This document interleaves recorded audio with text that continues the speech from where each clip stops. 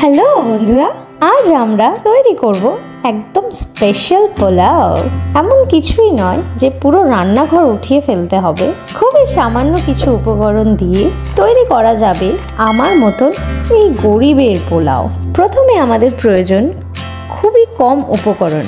দেখুন, চাল, ঘি, দারুচিনি, তেজপাতা, এলাচ, লবঙ্গ, গোটা জিরে আর একটু নুন, ব্যাস এতেই হবে। প্রথমে চাল ভালো করে ধুয়ে নিন। এমন ধুয়ে নিন যেন চালও ভাবে, ভাই আমি কি এবার দুধের ননির মতো হয়ে যাব। এইবার প্যানে ঘি গরম করুন।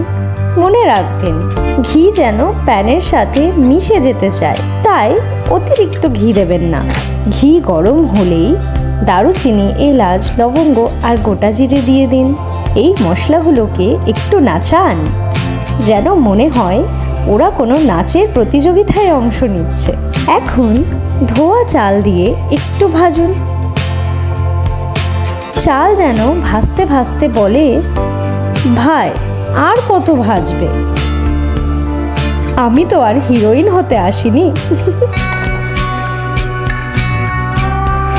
এইবার জল আর নুন দিয়ে ঢেকে দিন। চাল যেন জলে ভিজে গান গায়, পানি পানি হো গয়ে। 20 মিনিট পর আপনার সুস্বাদু পোলাও রেডি। পরিবারের সবাই খেয়ে বলবে, বাহ আজ তো মাস্টার শেফ। তাহলে বন্ধুরা, পোলাও রান্না করা ঠিক এতটাই সহজ। যদি ভালো লাগে লাইক, শেয়ার আর সাবস্ক্রাইব করতে ভুলবেন না। ধন্যবাদ।